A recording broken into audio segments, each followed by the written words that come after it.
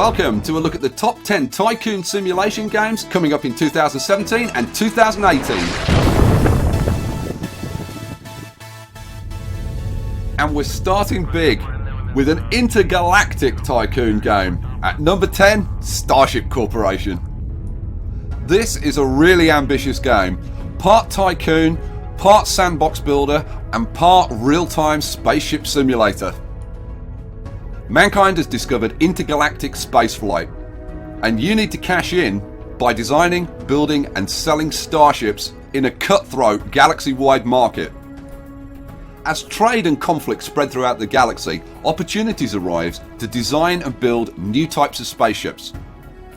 And there's plenty to choose from: mining ships, transporters, and of course, warships. You'll be offered contracts that you can bid on, and you have to design ships that will win those contracts. You'll have to research new technologies to stay ahead of the game, new engines, new weapon systems. And when you've researched all the new components that you need, that's when the real fun starts: ship design. You'll start off by choosing a suitable fuselage, and there are some beautiful ones to choose from.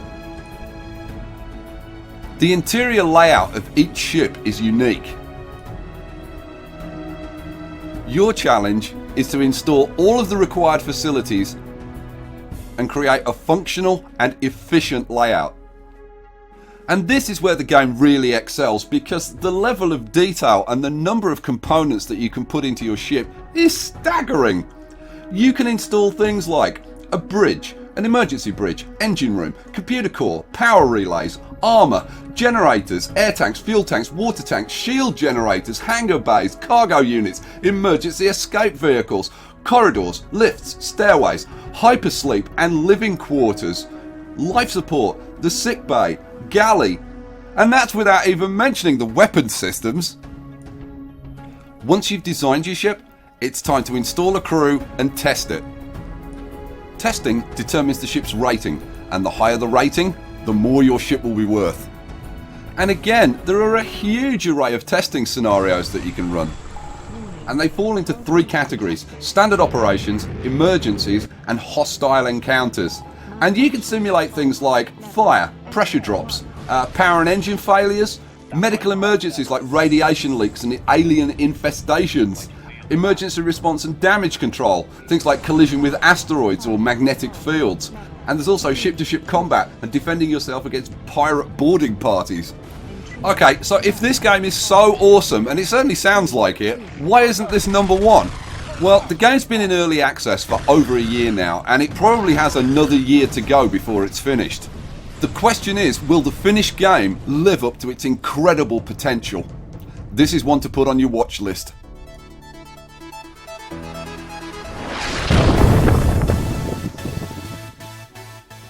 Now, if you fancy yourself a retail tycoon, then Another Brick in the Mall might just be the game for you. You can build and manage everything from a small convenience store to a giant mall. You can open all kinds of shops, supermarkets, restaurants, movie theatres, which are very clever, bowling alleys, and even in its current state, it's a good game. You can have a lot of hours of fun. I have played this game a lot. I've done a Let's Play series on it. But there are a couple of things which stop this game from being a really great game. One is the interface. The interface really needs to be improved, tightened up, and made a lot more user-friendly. And the second thing is the micromanagement. There are a lot of micromanagement tasks which should be a lot easier than they actually are. Managing staff is a bit of a nightmare. It's okay if you're running a small convenience store with just a few staff. But if you're trying to do a big supermarket and you're hiring like 100 people, it becomes a bit of a pain. With that said, the game is still in early access. It's been in early access for 6 months. It's probably going to be in early access for another 6 to 12 months before it's finally released. And I'm sure when it's finished, it's going to be a little cracker.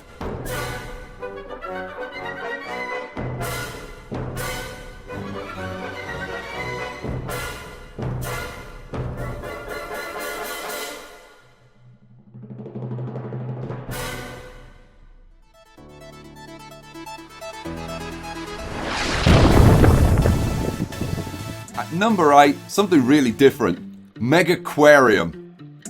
Now this is produced by Twice Circled, who are the same people that made Big Pharma, which I thought was a great game, so I have very, very high hopes for this.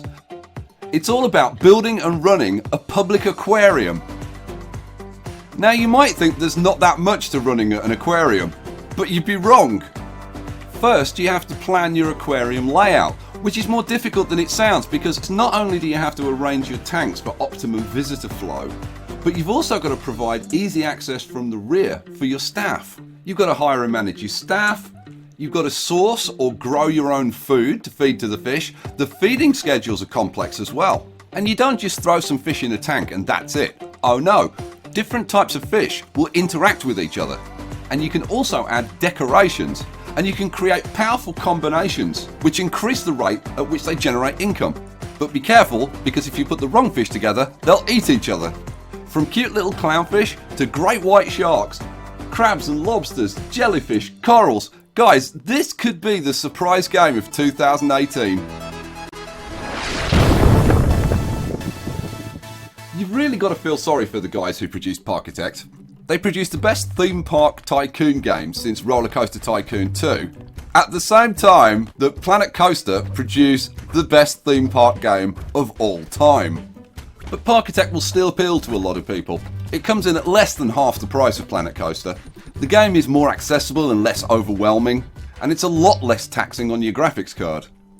But both games suffer from the same problem, and that is that while the sandbox building part of the game is fantastic, the tycoon side of the game just isn't challenging. Even really crappy parks do well. You don't have to build a really great roller coaster to attract the crowds. You just have to build a roller coaster and they'll show up. So if you're looking for a cheap, fun sandbox builder, this is the game. If you're looking for a challenging tycoon game, keep looking.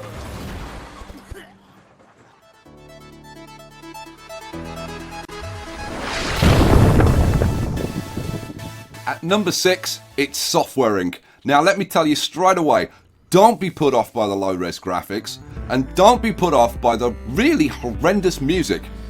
This is a really, really good game.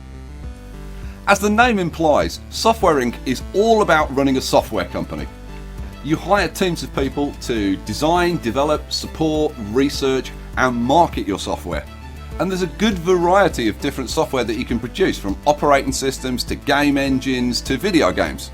And of course, all those teams of people need somewhere to work. So you can build office blocks up to 10 stories high and furnish them. Now, I'm not going to sugarcoat it. This game has a pretty steep learning curve, both to the tycoon side of developing software and also to the sandbox building side. But if you can get past that learning curve, both parts of the game are challenging and rewarding. The key to a good tycoon game is to get the right balance between depth and complexity. The more depth you add to a game, the more complexity you add to the game. And the way that you reduce the complexity is by having a good interface. A good interface can take a complex set of data and display it in a really easy way. It can take very complex systems and allow you to manage them in a very easy way. Software Inc. is a really deep game, but it's also very complex. And the developer still needs to do a fair amount of work on reducing the level of complexity and eliminating repetitive tasks and some of the micromanagement. Having said that, I've done 2 Let's Play series on this game and I've enjoyed every minute of it. You can build some really, really cool office buildings, and there is a great sense of satisfaction when you produce some great software. I'd recommend checking this game out. At number 5, it's time to get all Jeremy Clarkson, because this is Production Line. This is a modern car factory sim, which the developers describe as a near-perfect example of efficiency, process management and flow. A massive army of precision-controlled robots dance to a millimetre-perfect ballet of engineering excellence. I think Jeremy would be proud. When I first looked at this game a couple of months ago, to be honest, I wasn't really that impressed, but I started following the developers' vlogs, and over the last couple of months, I've completely changed my opinion. I think this game is going to be awesome. And if you like the look of this game, I'd really suggest you check out the developer's vlogs. The guy's name is Cliff Harris, and they're really interesting. Some of them about how the game's going to develop, what he's been working on, but some of them are technical vlogs, and he talks about multi-threading and optimization, and I've got to say, I think they're really interesting. And I really like the direction that the game is going in. Like initially, it all seemed to be about just the production line. But recently, he's been talking more about the Tycoon side of the game, how sales are generated, rather than it just being random percentages of how many you sell. It's now going to be like properly market driven. Like if you want to know more, check out the vlogs. In terms of what you can do in the game, there's lots of cars to produce, budget cars, luxury cars, 4x4s, sports cars. And the amount of options that you can put on the cars is unbelievable. This guy really knows about producing cars. Every little bit and piece that you can imagine on a car, it's on here. If you like engineering, if you're a petrol head, or if you're just a Tycoon nut, check this game out because I think you're going to like it.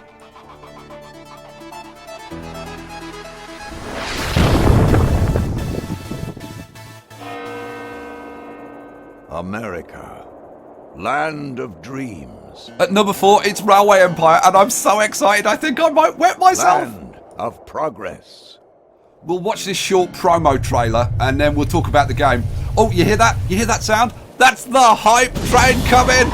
All aboard! We have explored the continent from east to west. We have advanced the foundation of new settlements.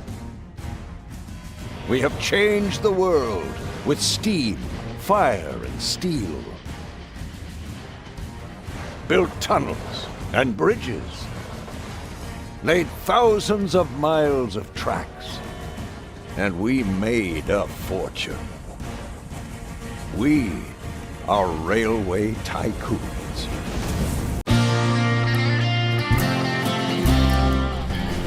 Okay, so why am I so ridiculously excited about this game? Okay, I've got 3 reasons why I think I am, like, I don't know about you, but me, I'm gonna love this game.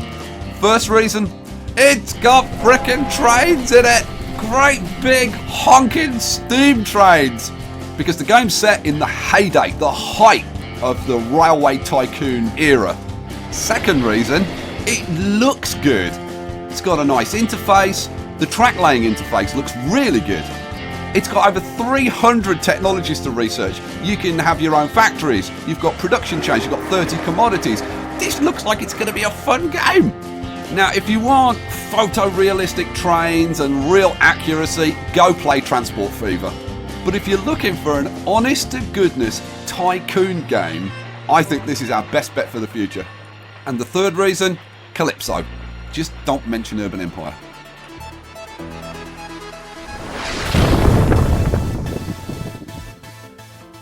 In the number 3 spot, it's SimAirport. Now, if you're looking at this and listening to this and thinking, yeah, I don't know about this, why is this number 3? Okay, let me address those 2 things. First of all, the sprite graphics. If you don't like the sprite graphics, get over it, right? You're missing out on a great game. Prison Architect, RimWorld, both use the same type of sprite graphics, and they are awesome games, and so is SimAirport. And the annoying synth music on this video, yeah, it's not the music used in game, right? So don't worry about that. Okay, with those 2 things out of the way, why is this game so good? I'll tell you why. Because they've got the perfect balance of challenge, depth, and complexity. Which means that the game is just fun. It doesn't get frustrating, but it keeps you interested. It's the kind of game that becomes an obsession. You start playing it and you're like, yeah, it's kind of okay, and then you kind of get some planes flying and you get some people coming to the airport, and then you find that your security can't cope with that number of people, so you start redoing your security, and then you want to expand your flights, you want to get more airplanes in, so then you've got to build another gate, and that brings in more people, so then you've got to do your ticket desks differently and your baggage differently, and it just keeps sucking you in, and you're constantly refining and optimizing and trying to build the best airport that you can build. And that's what makes this game great. It's fun. And that seems to be an element that a lot of game designers kind of seem to forget these days. Make the game fun to play. So there you go. If you want to know more about it, if you want to know all the bits and pieces around it, go and check out their website or go and watch my Let's Play series. Oh, and that's a good point. There's been a content update recently, and I want to make another Let's Play series because they've added a bunch of stuff. They've completely redone the baggage handling. That's much better now. And they've added, like, there are 3 sizes of runway, and it's just awesome. So the long and the short of it is, it's fun, it's awesome, that's it, end of story, job done.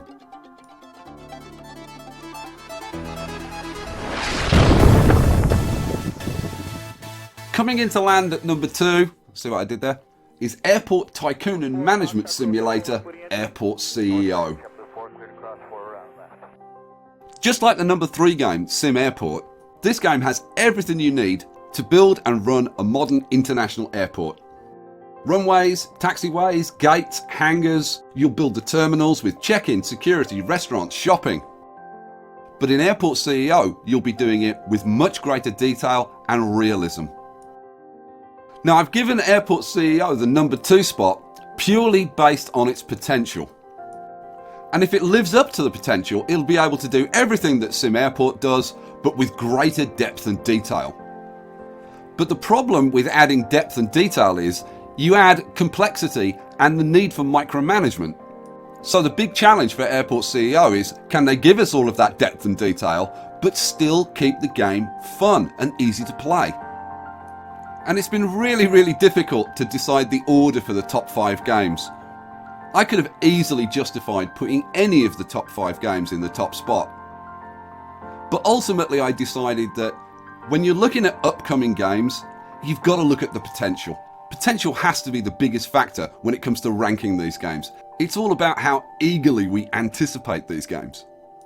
And that means that sometimes we're going to be disappointed, but it doesn't stop us hoping. And as I watch this trailer, I'm already getting excited about planning my airport. Look at the detail. And I know that the real aviation fans are going crazy about the level of accuracy in this game.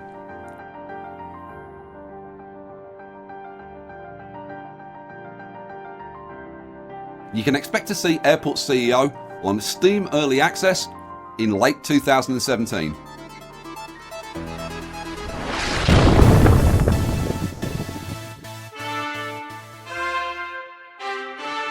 And at number 1, The Guild 3.